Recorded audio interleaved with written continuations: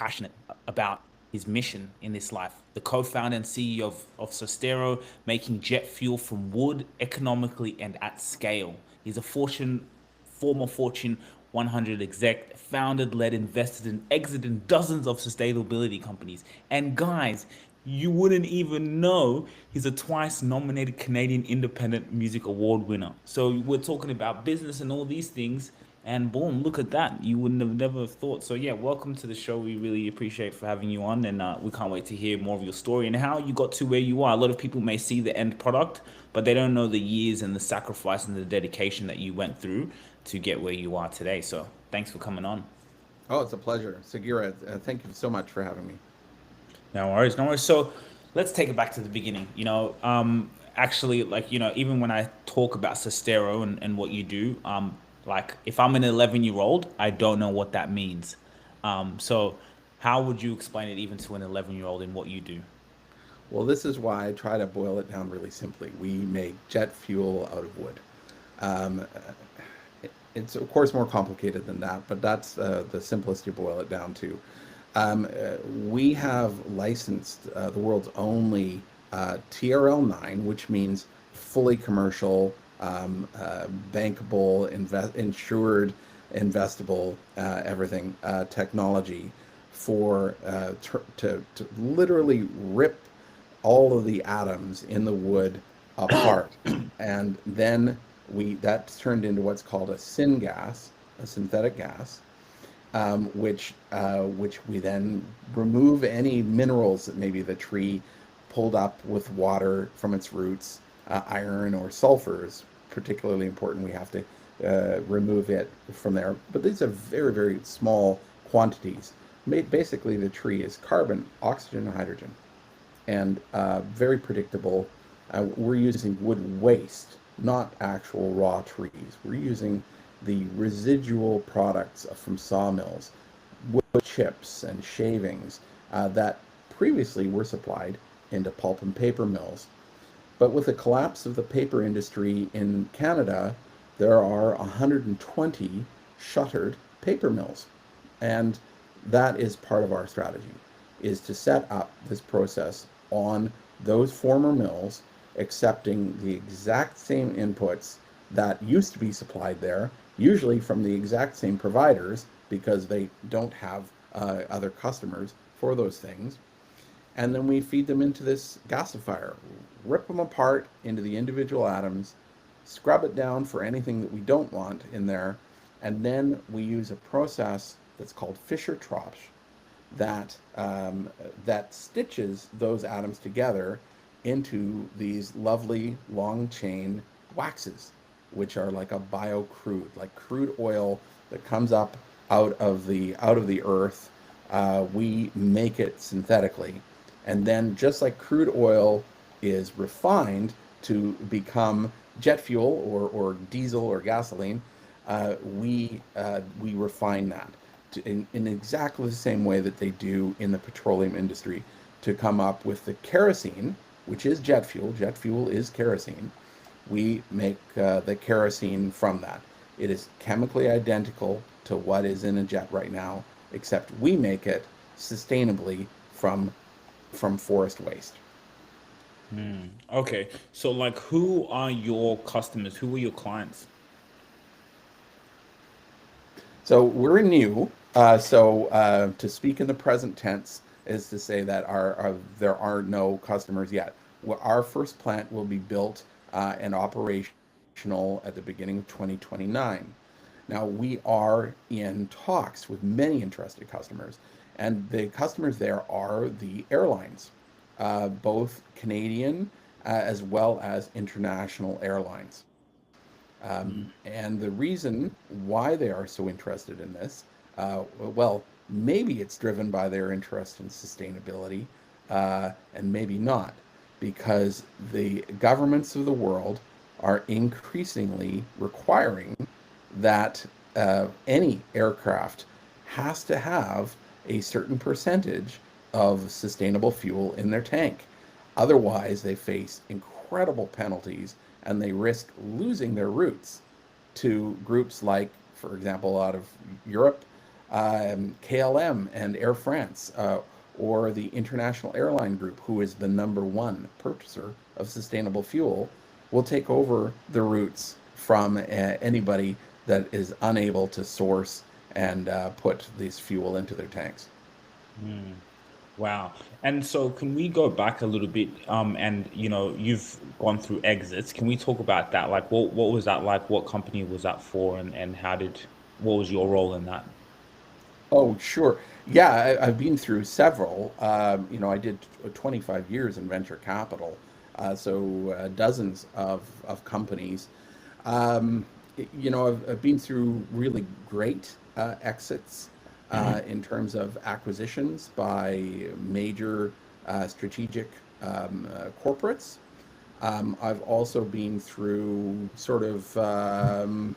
I've been through IPOs as well that were successful, where we made very large multiple on the money. There was one that we just did in 2021 that went public within 6 months of the investment to 10 times the value of what we put into it.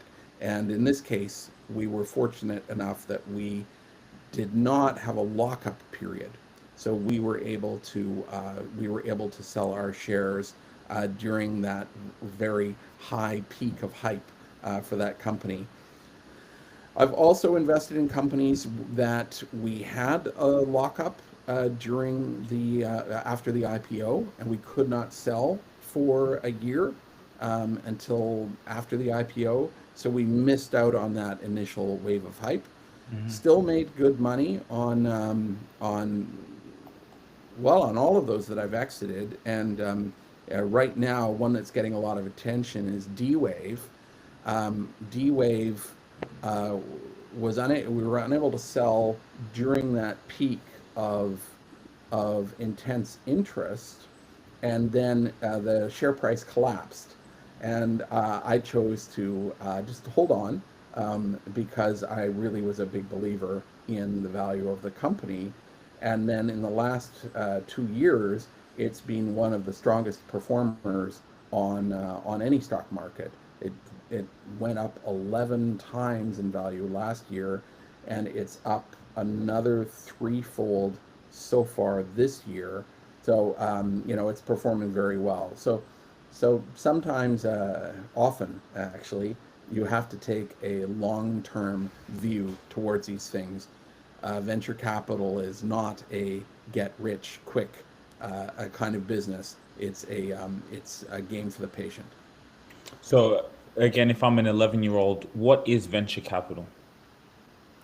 Venture capital is an investment class that takes usually minority stakes in private companies. These are high risk companies, often, but not always, associated with technology and or new markets. And so venture is a high risk, high return proposition. Uh, the majority of venture investments fail to return the capital that went into them. Wow. And, and for that reason, um, anybody interested in that should always have some path to see that an investment can result in a 10 times return on their money, and they should take a portfolio approach. To invest in one company alone is a very, very high chance that you will just lose your money. But invest in 10 companies, there's a better chance that you have one or two in there that will return 10 times its money. And so the ones you lose your money on will become less consequential to you overall because the basket of companies performed well. Okay, so if I'm getting what you're saying, me and my friends come together and we say, okay, cool, we want to buy some companies. And if we buy some companies, like we buy them and they're at high risk. So they've maybe not been doing well in the technology and we can go in there, turn it around, increase its profits. So then we have more money than we invested in. Yeah, well, it's a private company, right? So there's no liquidity. You have to wait for an exit. So usually it doesn't normally go 10 times in 6 months like the deal that I did in 2021. Um, Usually it's 5 or more years between the investment and the point at which the company either gets acquired or goes public. And either one of those are liquidity events. There are other kinds of exits that are not as good, but might be the best option available to a company, like a management buyout, where the managers of the company buy out their investors. Typically, the best an investor can expect in that situation is to make their money back. It's very rare that they make a positive return in that situation. But I'd rather make my money back than lose all my money. So if the situation called for it, I would certainly accept such a deal. And then the worst kind of exit, of course, is bankruptcy and the shutdown of a company, in which case you lose usually all or sometimes most of your money. So you said most venture capitals fail. They don't get their capital back. Why is that? Why do you think that is? It's because you're dealing with very risky things here, and in my experience, it's never been the technology that fails. The technology generally works or is made to work. You have to. There's always problems and challenges to overcome. But the reason why companies fail is, in my experience, never the technology. The companies that didn't have good technology didn't get funded in the first place. It's always people. It's the management of the company. Do they have the required experience, the knowledge base? Do they have the network to bring in the investors, the partners, the customers that's required here? Do they have the judgment to have developed the right product with product market fit Mhm. that appeals to customers, and do they judge the timing on the market correctly? When I was president of BASF Venture Capital, we had one company, and I still have a book on my bookshelf behind me from it, um, that did individual DNA sequencing and then advised you on nutrition and fitness. And amazing product. And unfortunately, years ahead of its time. The market was not ready to do that. We weren't yet in a position like we are, where people right now are very happy to swab their cheek for ancestry.com or any of these other kinds of services.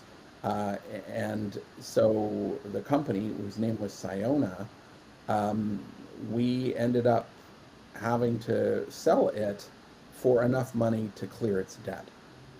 And, these kinds of decisions are heartbreaking, but they can become necessary when it becomes clear that nobody will put up the cash to get a company through the years before the market is ready for them. It can be the smartest, even though difficult, decision to shut the company down. And that's what we had to do in that case. Hmm. So what would you say, what's the difference between venture capital and private equity? Venture capital is focused on those risky companies. Um, they may or may not have revenue. They're a lot less risky if they have revenue. I would look at commercial revenue as being one key indicator of de-risking. Whereas private equity is usually coming into a company that is usually acquiring a company that is already profitable and is mature, has existed for years. So with my company, Upper Stage Capital, we were focused on acquisition in the lower middle market. So the lower middle market goes between 1 and 10 million of EBITDA, earnings before interest, taxes, depreciation, and amortization. Um, and we played a little shy of those goalposts. We looked at 2 to 8 million of EBITDA in that company. So We would look for these profitable companies that perhaps were being run by baby boomers looking to retire, and that did not have a clear succession plan. And then we would yeah, make offers to buy those companies. The most of private equity is in the later stages. We played in the lower middle market because it's very unpopulated. The middle market goes from 10 to 100 million and in EBITDA, and then 100 million and up is a upper market, and that is where the vast majority of private equity is being invested, is in the buyout of really quite stable and profitable companies, and then through a variety of strategies, increase their value, either by improving their profitability, by diversifying or sharpening their product offering, or by acquiring multiple companies and then putting them together to create something whose sum is greater than the sum of its parts. That is very, very fascinating. So you're saying in private equity, most of them compete or in the upper market of the huge, huge companies and not enough in the because even a small business range is from 1 to 50 million, but you're saying from 1 to 100 million. Is that the mid market that's really unpopulated? Those plumbing services, yeah, the boring businesses. Is that what you're referring to? Yeah, That yeah, exactly. The so-called boring businesses, but they are money makers, and there's really a succession crisis. The vast majority of all small and medium businesses in North America, and I think these statistics probably hold true outside of North America, but certainly in the U.S. and Canada, it's published. They are looking to exit in this next decade, and less than half of them have a plan. Even in the case of family businesses, only 1 out of 5 have a next generation that wants to take over the business. In wow. most cases, the kids, they're not interested in mom's company. They want to go and do their own thing. Wow. So what opportunity do you see in that now? Oh, I think the lower middle market is an incredible opportunity. I'm a venture partner at Pioneera Ventures, which, despite the name Ventures in the title, is a private equity firm doing buyout of lower middle market manufacturing companies. Essentially, the many aspects of the investment thesis that we developed for Upper Stage, they are executing on there. Now that I'm doing Sistero, I don't have I don't have any extra time to focus on the kinds of deals I was doing at Upper Stage, and so my good friends at Pioneer Ventures are the ones executing on those deals. Okay, so you're in this, you're a partner in this venture capital firm, and then like all those deals, you just do they give you a report or something, or do they just say, "Hey, we're doing this. This is what's happening." Is that how you're kind of playing it because you're just so busy with time? Yeah, as a venture partner, I'm not fully involved in there. I provide them with deals, and if they execute on the deals, then I'll have some stake in them. But essentially, I would like those deals to be done, and I'd like them to be done by people that I respect and am confident in. And certainly, that's the case with Pioneer Ventures. So I want to talk about how you did yours within 6 months, but you said something like venture capital is a long-term game. So would you also say private equity and venture capital are both a long-term game? Um, They and are. mhm. Oh, please go ahead. No, no, no. I was just thinking like, because when I think of private equity, I think what comes to my mind is like, okay, we want to buy some businesses and scale as quick as we can. So if we invested 5 million into this or whatever, we bought it, da, da, da, and we can because we can improve the systems and automate the business, whatever, we can now push it up to 90 million, 80 million, and we take our thing. But you're saying, so I'm just intrigued in terms of the long term game and how that works. Yeah, private equity can move much faster than venture capital for the reasons that you just stated. Uh, If um, if the new owner of a company is able to increase its value, increase its attractiveness to acquirers, or to make it a feasible public company, then they could move very quickly to realize an exit from that investment. Whereas with venture capital, you're developing new products, often based around new technologies that just take some years to scale.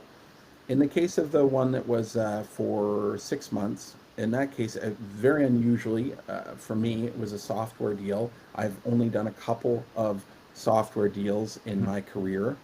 And this one moved very quickly, and we took it public with a big celebrity investor getting involved, which created a lot of attention to the stock.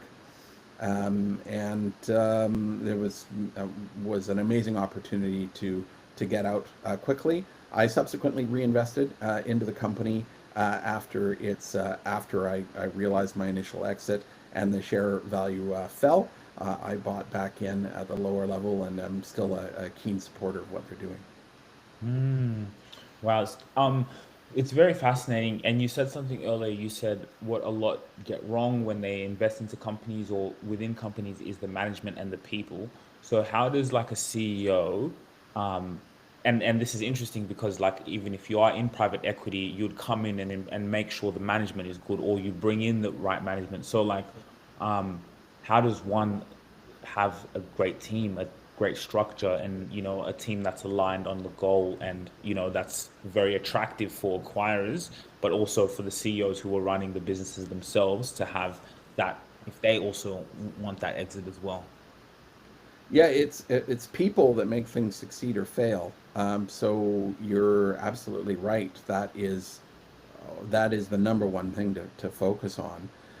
This is where an experienced manager, whether you're talking venture capital or private equity, or just an operator who has built and run businesses before, and maybe this is their first time in the private equity space, this is where that knowledge, expertise, and network come to bear. Mhm. So for Upper Stage, I partnered with Frank Christians, who was a lifelong operator who had built up multiple companies and had sold multiple companies, and he had such a network of people to bring in to help run everything from manufacturing to sales to administration, and had contacts all over the world. He had worked on on most every continent. He had managed companies in not in Africa, but he had in Europe, in Asia, in South America, North America, and even in Australia. So he had that experience in that network to bring people in there. My own background with BASF or Mitsubishi or the 25 major strategics that were the LPs in my previous fund, um, those are groups that I'm happy to always be sharing information with, and where they're able to help me find the right people or partners, whether it's within their organizations or people that they know, to accelerate what we're doing. That is helping a lot in Sistero because I have dealt with these technology providers before, and because I have dealt with airlines. It's very, very helpful. I understand how they think, how they work, and I already have some contacts to start to go from. Mm, wow. And it's amazing with your experience and what you've been able to do. So when it comes to venture capital and private equity, how do you guys find deals? It's kind of similar to in our business, client acquisition, right? How do we get clients, customers? How do you guys find deals and the Well, right I'm not doing that anymore well, yeah, yeah, you're because not doing that Sistero is taking all my time. time, yeah, yeah. However, until about a year ago, when the Sistero idea really started to grow, um, there is a huge network. I did 25 years in VC and PE. Even today, every morning my inbox is filled with deals. Private equity tends the deals tend to be shopped by an investment bank. However, there is still the value of that your personal network. And that tends to be where a lot of the best deals come from, through people that you know, or people you know a guy who knows a guy, and those tend to be very interesting deals, where they're not being broadly shopped. They come to you specifically because you have an expertise. They trust you. They are confident in your ability to grow the value of the business. That's a lot better than an investment banker who's sending out emails to all 10,000 potential investors on their distribution list. Mm, wow. And so what would you say is the next mission for Sostera? What do you see? What's happening what, in the marketplace? Well, for Cestero, so we are acquiring sites, former pulp and paper mills. Canada is our focus. We have been offered sites in other countries in the USA. Just earlier this week, Puerto Rico, very interesting site, as well as Southeast Asia. So we're looking at those as geographic expansion areas for us, with partners in a lot of those areas. For Canada, though, we have mills that we really like, in Nova Scotia, Ontario, and British Columbia. Those are our favorite sites. So Mm, we are working to acquire sites and acquire long-term supply agreements for the electricity and the biomass, the wood that we need, as well as water. Although our water needs are quite modest by industrial standards, mhm, those are the three inputs we need to make what we make. And then in parallel with that, the off-take agreements. So these are the agreements with the airlines to buy 10 years or even more. When I was speaking at the SAF Congress in Houston last week, I met with one major Asian airline with whom we've been dealing for a few months, and they brought up expanding to a 15-year offtake agreement, and I've also heard of even 20-year offtake agreements being signed. So we're working to put those in place. An exciting step of that, I cannot name this person yet, but we have attracted a really incredible chief commercialization officer to the organization. This person ran jet fuel sales for an oil major for a decade, and was also a manager with a major airline for a decade. So really remarkable addition to our team. So that's what's up for us for the next few months. wow, and I can see obviously it's taken so much of your time, which I wanted to talk about a little bit before we end off your keynote speaking career. How did you get into becoming a keynote speaker? I know also that's something that you enjoy doing. Um, yeah, how did you get on that path, especially within obviously the airline industry? Yeah, well, I've always been very comfortable on a stage, as a child, as a musician or an actor. Very comfortable. I won this public speaking competitions beyond my school into the Western Canadian region when I was in junior high, and continued that in high school. So I've always been very comfortable speaking in front of a group of people. It's never been a problem for me, and I like to think that I have a that are very trustworthy and a humor touched with humor style of delivering information that people find informative and entertaining. So I think this is why it's led to me being asked to do more and more of these things. I am delivering a keynote at the at the Alternative Fuels and Chemicals Coalition in Washington, D.C. next month. I have an increasing number of requests for me to come and speak, and I'm very happy to do that because I'm very proud of what we're doing, the impact uh, on the environment and as well as on society of what we're doing. I think it should be more broadly known, and I think I'm a good person to tell the story. Wow.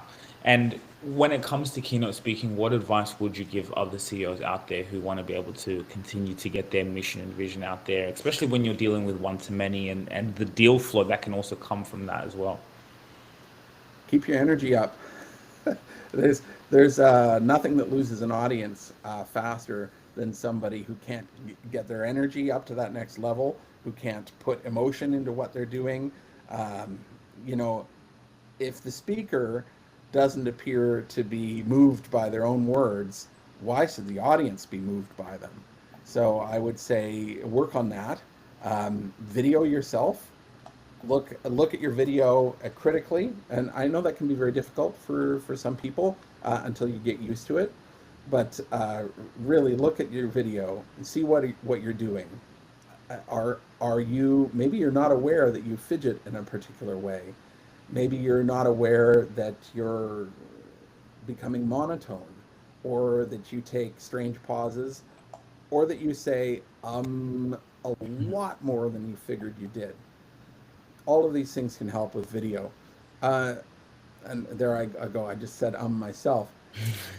There's now interesting software. Read AI, for example, I use, and it's in my meetings. It is in my meetings, and it gives me a critique of how I speak.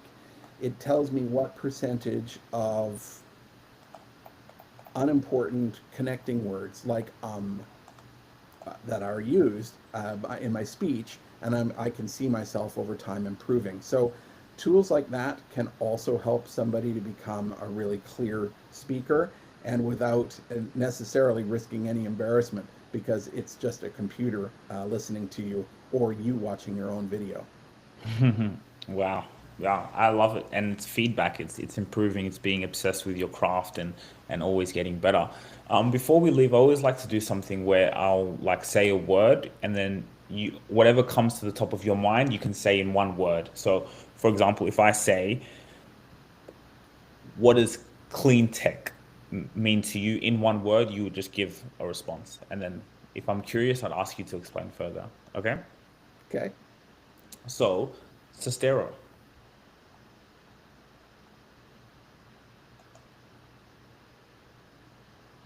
one word, eh? Mm.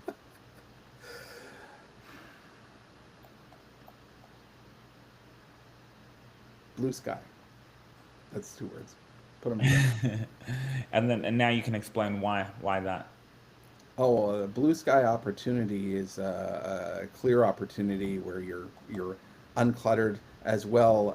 It implies clean, pollution-free air, and because what we're doing pulls more carbon out of the atmosphere than it puts back into the atmosphere by burning the fuel, we are contributing to blue skies and easy breathing and comfortable temperatures worldwide for everybody.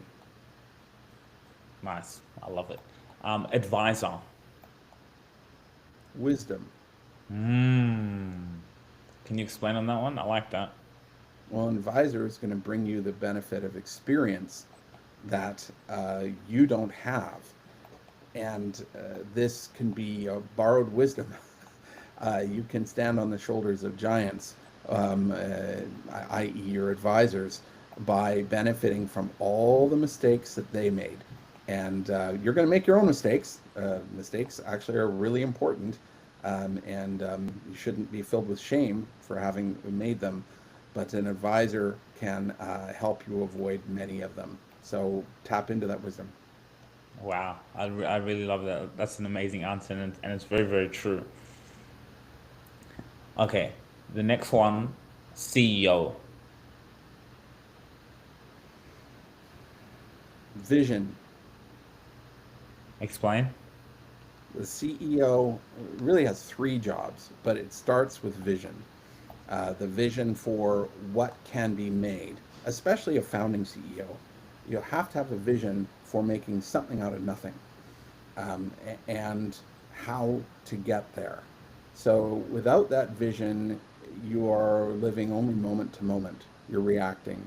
So if you do e-commerce, for example, that may be sufficient. You're just reacting to customer inquiries, and you may not have any vision. You're just responding to what people want, and certainly there's a lot of people that make money with that.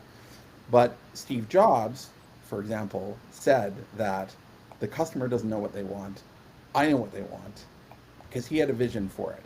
And he was right, right? Like it's how we got these. It's how we got the iPod before that.